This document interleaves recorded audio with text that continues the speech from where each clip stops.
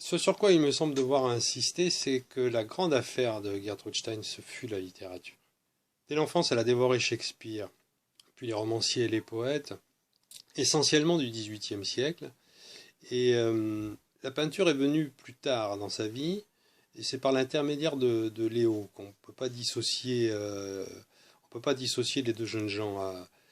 Euh, donc Léo, qui est à peine l'aîné de Gertrude, ils sont tous les deux les deux derniers d'une fratrie.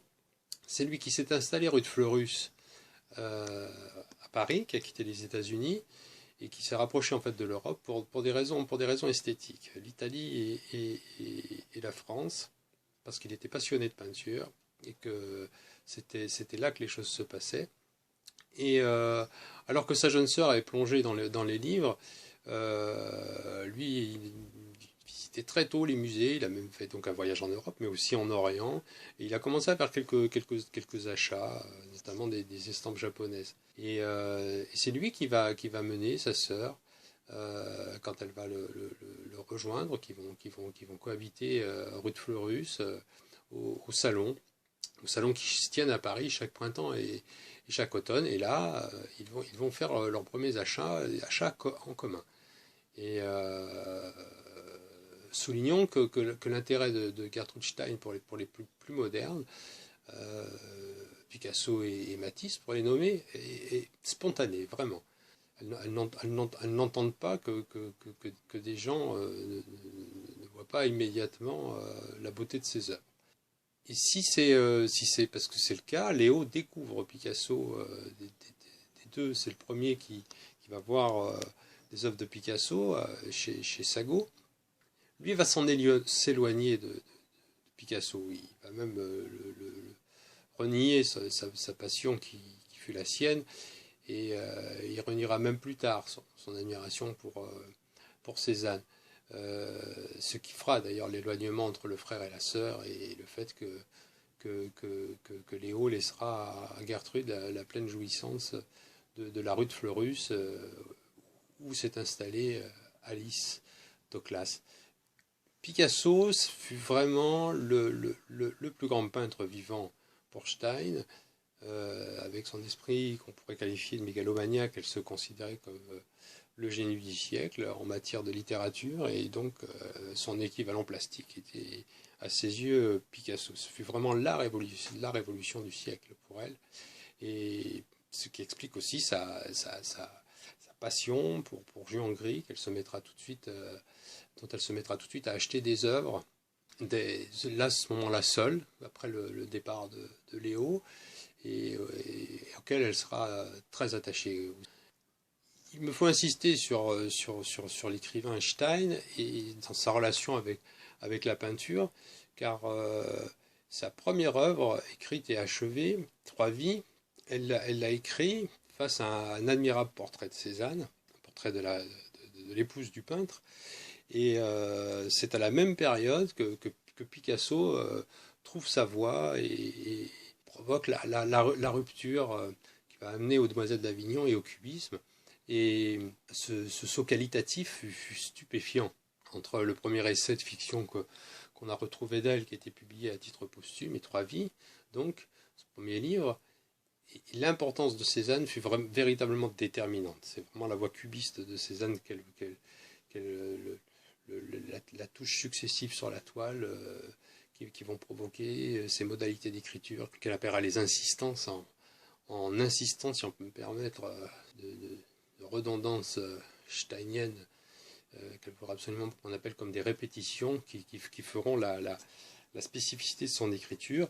Et c'est au même moment qu'elle pose pour Picasso son portrait qui a nécessité quasiment 100 séances, et elle racontera que c'est en se rendant de la rue de Fleurus, donc qui est à côté du jardin du Luxembourg à Paris, en se rendant à Montmartre, à pied, parce que je suis aussi une grande marcheuse, que ces modalités d'écriture tout à fait singulières s'imposeront à elle, et très vraisemblablement aussi de voir travailler son ami Picasso, et et cette présence de ce tableau de Cézanne face à elle alors qu'elle travaille. Donc ce premier livre, Trois vies, sera suivi d'un roman, mais peut-on l'appeler roman? C'est une œuvre tellement singulière que je ne risquerai pas à essayer de le qualifier, qui est le Making of Americans, qui est donc une ambition considérable, puisqu'il s'agit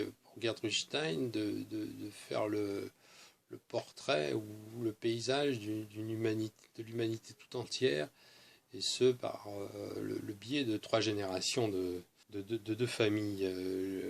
Livre énorme, ne serait-ce que par sa taille, 925 pages, et je profite de l'occasion pour rappeler que son intégralité demeure inédite en français. Il n'en existe qu'une édition composée d'extraits sous le titre Américain d'Amérique, qui était paru chez Stock du vivant de Gertrude Stein et qui a été réédité récemment.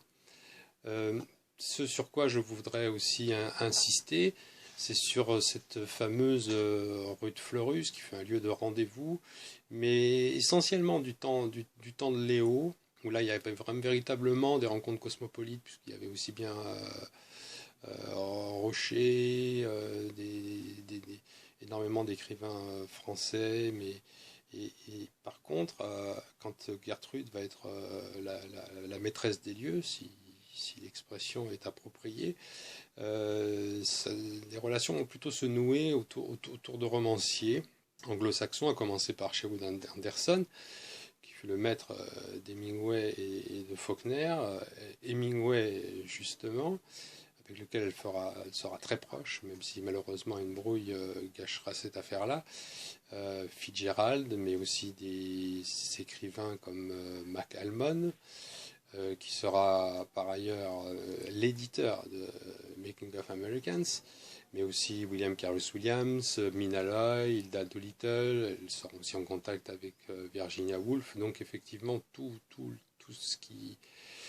les auteurs qui ont compté dans le monde anglo-saxon, et pas seulement nord-américain, a été en contact avec Gertrude Stein, où est venu directement rue de Fleurus. Donc ce qui aussi me paraît important à souligner, c'est que sa légende fait très souvent oublier donc le fait qu'elle a été avant tout un écrivain, ce que j'ai souligné, qu'elle ne fut pas simplement une collectionneuse de peinture, mais que la peinture a modelé son écriture, et que d'autre part, si légende il y eut, cela ne rendit pas plus facile et la publication de son œuvre et sa réception. Il faut être très clair là-dessus. Elle a dû la plupart du temps publier ses livres à compte d'auteur. Elle a été elle-même ensuite éditrice. Elle a eu droit à des petits tirages. Il y a eu très peu d'écoute de ses ouvrages. Ils avaient une réputation, mais sans pour autant être reconnus à leur juste valeur, ce qui l'a rendu parfois d'ailleurs assez amer.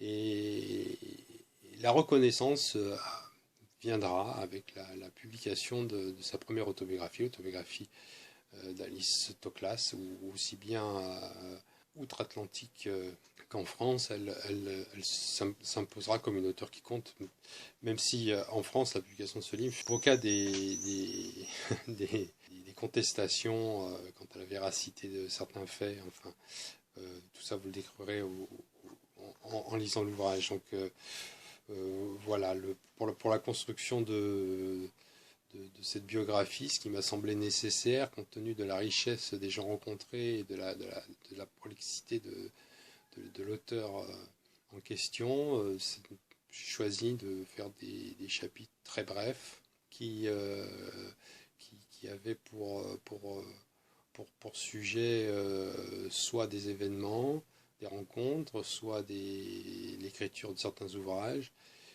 parfois les deux s'entremêlant. Et il m'a semblé qu'ainsi, c'était la meilleure façon d'avoir une fluidité en maintenant la chronologie, et en rendant tout cela vivant, et pour éviter un caractère comment dirais-je, un peu trop profus et alambiqués. Les exégèses étant une aventure en soi, il ne fallait pas alourdir la chose. Voilà.